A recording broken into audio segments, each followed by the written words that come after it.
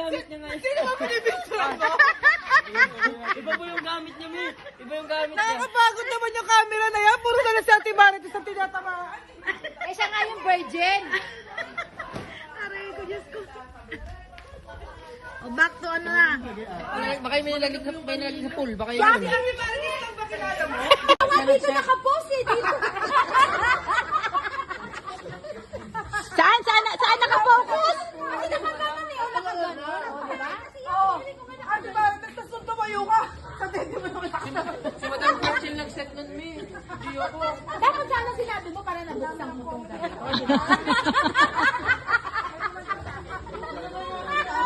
Si Rachel, taon na taon. Hindi ako yung nag-set nun, Mi. Napakalandi. Nakita na yung camera eh. Napakalandi oh. Wala ba tayong pa-zumba dyan? Magsayaw na tayo! Jokoy! Ano na siyusing mo? Magsayaw na tayo! Masusukan daw. Ano suka? Zumba! TikTok? Ano ba Zumba? Walo kami, walo! O sige na, lumayas ka na dyan. O, ano na? Ano, maglalaro pa ba? Laro na lang tayo yung mapapagod yung katawan. Okay, sige.